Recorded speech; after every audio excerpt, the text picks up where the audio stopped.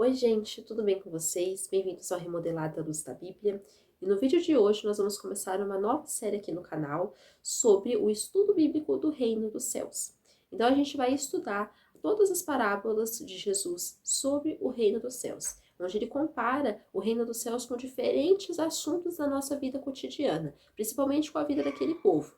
Então ele comenta e faz a comparação paralelo, como no caso que a gente vai ver hoje, sobre a semente, e a gente vai explanar hoje sobre os diferentes tipos de atitudes quanto à palavra de Deus. Então, como cada pessoa se comporta diferente com relação à palavra de Deus. A gente vai perceber aqui como que cada pessoa, ouvindo a palavra, se comporta perante tanto a pregação de Jesus aqui, foi ele que proferiu essa palavra, tanto na pregação hoje do Evangelho.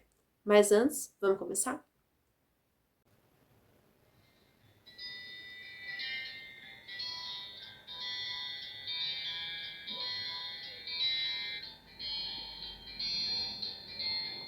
A nossa leitura hoje vai explanar o livro de Mateus, no capítulo 13. E a gente vai abranger também essa explicação dessa parábola. Então, vamos começar. Naquele mesmo dia, saindo Jesus de casa, assentou-se à beira-mar. E grandes multidões se reuniram perto dele, de modo que entrou num barco e se assentou. E toda a multidão estava em pé na praia. E de muitas coisas lhes falou por parábolas, e dizia: Eis que o semeador saiu a semear, e ao semear uma parte caiu à beira do caminho, e vindo as aves a comeram. Outra parte caiu em solo rochoso, onde a terra era pouca, e logo nasceu, visto não ser profunda a terra. Saindo, porém, o sol a queimou, e porque não tinha raiz, secou-se. Outra caiu entre os espinhos, e os espinhos cresceram e a sufocaram. Outra, enfim, caiu em boa terra, e deu fruto, a 100, a 60 e a 30 por um. Quem tem ouvidos para ouvir, ouça. Então, a primeira coisa que a gente percebe aqui nessa leitura é a vida de Cristo e a contemplação das obras de Deus. A gente percebe bem no começo desse texto que Cristo ele habitava também em uma casa física. Tanto que fala que ele saiu de casa e ele foi e se assentou à beira-mar. Então, Jesus, ele é Deus e ele estava ali mesmo, enquanto estava no corpo humano, ele continuou sendo Deus. Mas a gente percebe que Jesus ele morava numa casa e foi observar e contemplar o mar, que era as obras de Deus também, de Deus Pai. A vida de Cristo foi fascinante e com propósito. Será que a nossa vida tem sido assim também? Será que temos tirado tempo para contemplar, observar as obras de Deus? Será que só temos vivido no automático, vivido para nós mesmos, ou para as coisas da terra, ou para os nossos prazeres? Cristo também ele sabia os momentos que ele tinha que se reservar para orar, se retirar do meio dos discípulos, das multidões para orar. Cristo também sabia o momento certo de pregar. Cristo sabia o momento certo de se retirar para contemplar as obras de Deus. Cristo sabia o momento certo quando ele foi conduzido pelo próprio Espírito Santo ao deserto para passar por tentações. Então a gente percebe como que a vida de Cristo ela teve um propósito e como ele também parava, ele não vivia apenas no automático. Muitas vezes a gente se desliga de Deus, se desliga das coisas de Deus e vai vivendo apenas automático nessa vida. Então aquilo que eu preciso estudar, trabalhar, fazer, com quem que eu preciso me relacionar no trabalho, com quem que eu preciso me relacionar no estudo, com quem que eu preciso, o que que eu preciso fazer para ter mais dinheiro, para conquistar coisas materiais. E não é isso que Deus quer para nossa vida apenas. Ele não é contra trabalhar, ele não é contra estudar, mas tudo tem uma hora certa, tudo tem que ter um equilíbrio. E Cristo sabia esse equilíbrio. E a gente percebe também a simplicidade e a forma da pregação de Cristo. Quando o versículo fala que Cristo ele se assentou num barco e ele ensinou as multidões de dentro do barco. Então a gente percebe aqui que as multidões elas estavam em pé na praia enquanto Cristo se assentava no barco e a gente percebe que todas aquelas pessoas conseguiam escutar a mensagem de Jesus, coisa que já é um milagre, porque aquelas multidões eram realmente multidões. Quando a gente vê até na multiplicação dos pães e peixes, eram só de homens 5.000, sem contar mulheres e crianças. Então, só o fato de Jesus falar sem microfone, sem nenhuma forma tecnológica, para que a voz dele fosse ecoada e todas as pessoas conseguissem escutar da praia, já era um milagre. Então a gente percebe aqui que Cristo era simples, Cristo era humilde, tanto que ele mesmo fala isso. Aprendei de mim que sou manso e humilde de coração. Então, a forma da pregação de Cristo era uma forma simples. Muitas vezes a gente quer muitos meios, muitos métodos, e isso atrapalha o agir de Deus e do Espírito Santo, porque o Espírito Santo ele quer ter a simplicidade para que ele trabalhe. Ele quer que a gente reconheça que a gente não é nada, que a gente não pode nada, para que ele venha fluir, para que ele venha trabalhar em cada coração. A gente percebe que as multidões, elas gostavam de ouvir as pregações de Jesus. E as pregações de Jesus eram pregações simples, como a gente vai estudar aqui essa parábola. Ele estava falando dos segredos do reino dos céus, numa forma que as pessoas conseguiram ouvir. E a gente percebe também que as coisas que Jesus usava eram simples, como parábolas que eram histórias, ele usava barcos, ele usava coisas simples. Perceba que a parte que ficava do lado de fora das cidades era onde Jesus pregava também, porque chegou um ponto que Jesus nem conseguia entrar mais nas cidades, porque ele sabia que eram grandes multidões, então ele tinha que sair, ficar nesses lugares ermos e as multidões vinham até ele. E a gente percebe também como Jesus anunciava as boas novas. A gente percebe que a pregação do Senhor Jesus era simples, mas era profunda. Muitas vezes ele utilizava as parábolas para falar com o povo, mas com os discípulos ele revelava os mistérios. Como a gente vai ver aqui, Jesus ele proferiu essa parábola falando da semente e ele falou sobre a que caiu à beira do caminho, sobre aquela que caiu no solo rochoso, sobre aquela que os pássaros comeram, sobre aquela que o sol queimou, sobre a boa terra, mas para os discípulos o Senhor Jesus explicou aquela parábola. E a gente percebe também que a ministração da palavra de Deus é muito importante, porque podemos notar que o semeador é o próprio Espírito Santo.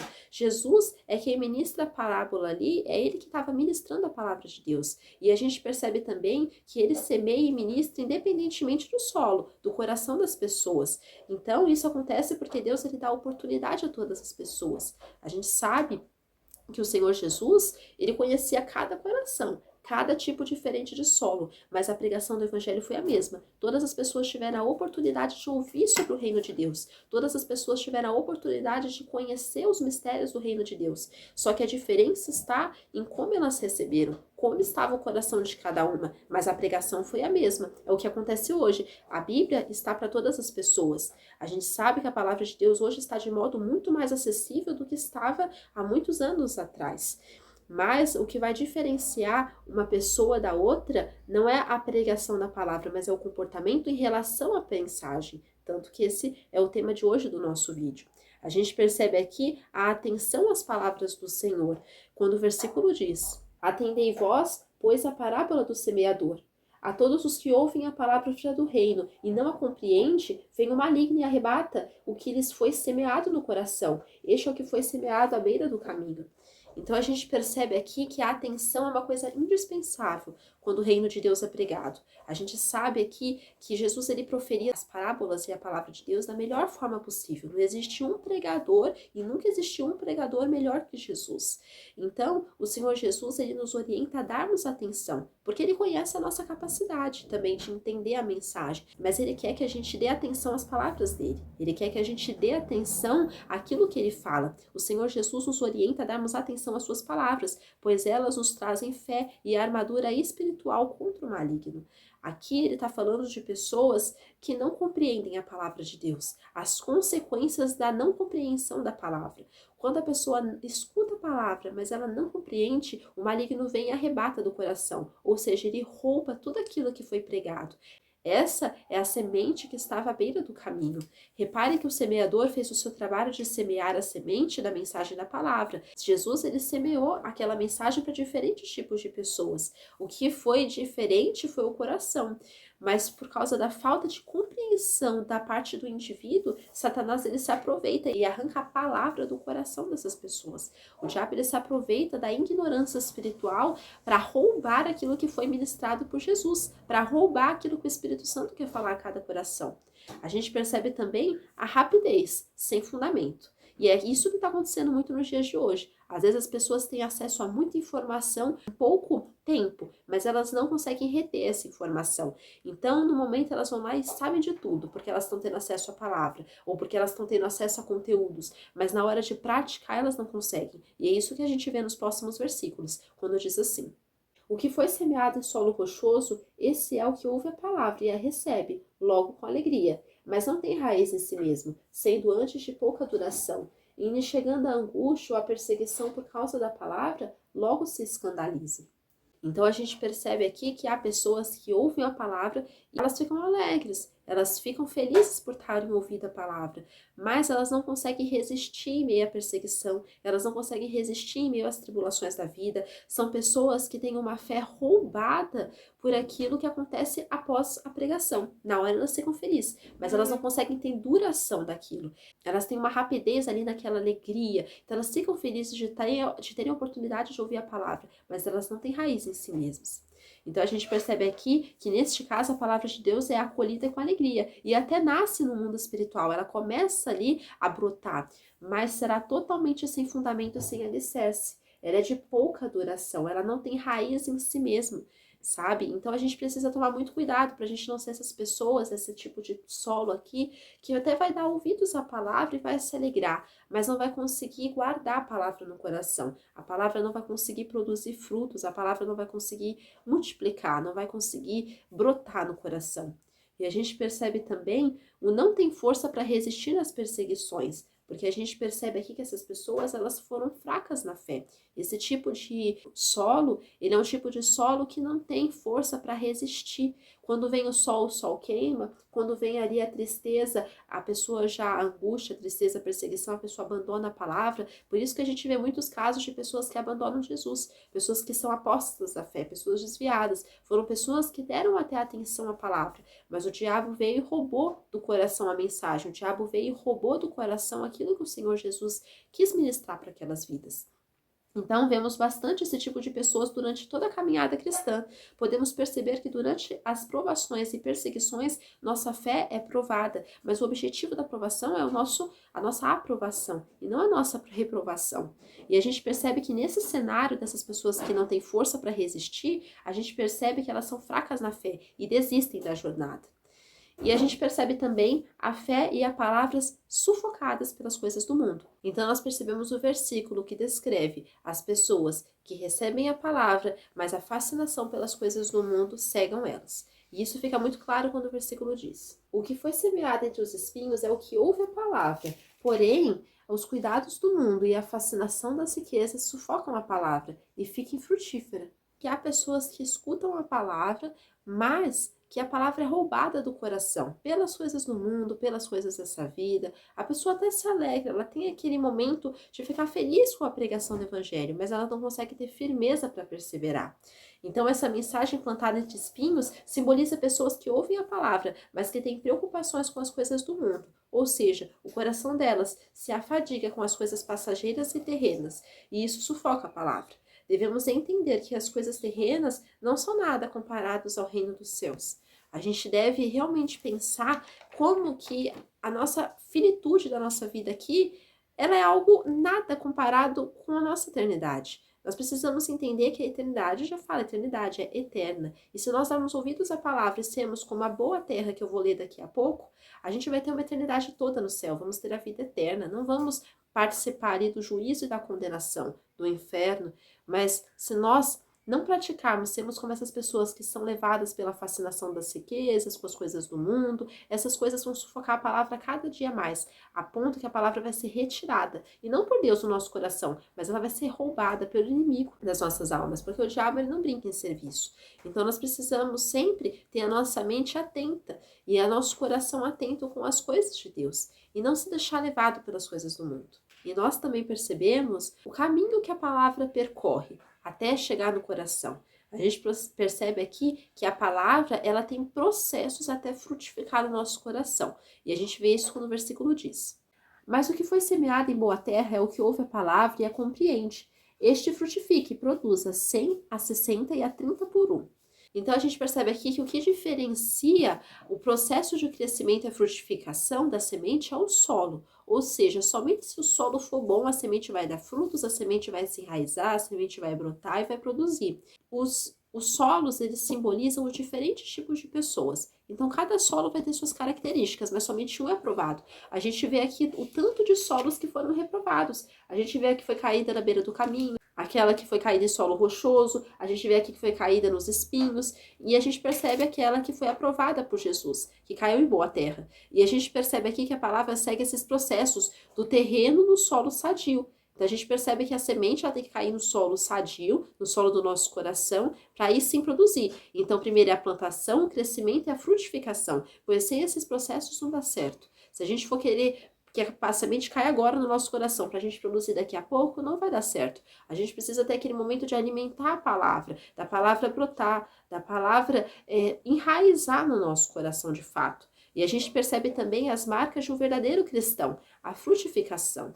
A gente percebe que o próprio Jesus diz que uma única semente pode frutificar a 100, a 60 e a 30 por um, ou seja, uma semente, ela pode produzir 30 frutos, ela pode produzir 60 frutos e ela pode produzir 100 frutos.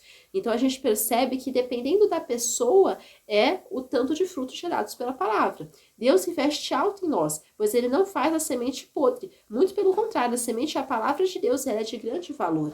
Então a gente percebe que a melhor semente, pensa na melhor semente da melhor planta, a melhor semente feita até melhorada no melhor laboratório.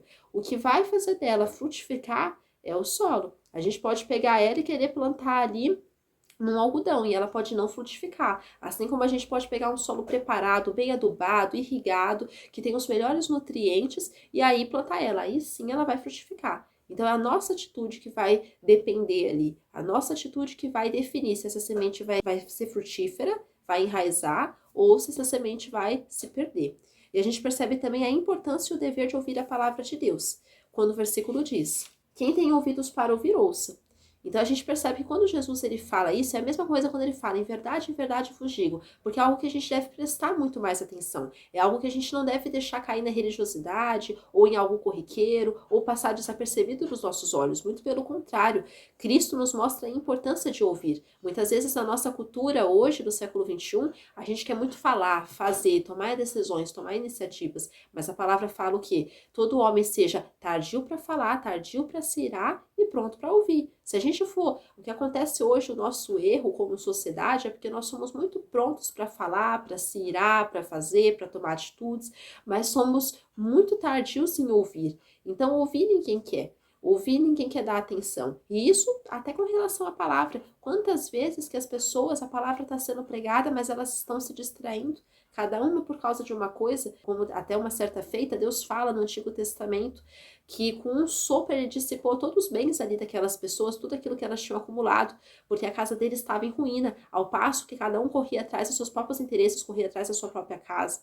Então a gente percebe aqui que devemos prestar atenção em pôr em prática as palavras de Deus e os ensinamentos do Senhor. E isso é para o nosso próprio bem. Se a gente não colocar as palavras do Senhor em prática, quem vai sofrer vamos ser nós, não vai ser Deus. Vai ser nós porque nós estamos ali perdendo a chance de frutificar para o reino, perdendo a chance de ter uma vida transformada. Como a gente pode colocar até em comparação, uma pessoa que ganha $1 milhão, mas ela pega aquele 1 milhão e ela vai gastar à toa, ela vai gastar numa loja de doce, ou ela vai gastar com roupa, sapato, celular, maquiagem, coisas supérfluas, coisas fúteis da vida. Se ela não pegar esse dinheiro e aplicar, ela vai ter uma perda. De qualquer forma, ela vai gastar o dinheiro, mas ela deve primeiro investir ou ela deve gastar com coisas supérfluas? Muitas vezes nós estamos gastando a palavra e até perdendo a palavra por causa da nossa negligência, por causa da nossa falta de responsabilidade. Então que essa mensagem hoje seja um aviso, porque foi o próprio Senhor Jesus que proferiu essa parábola e que nós devemos dar atenção e praticar aquilo que Ele quer falar conosco.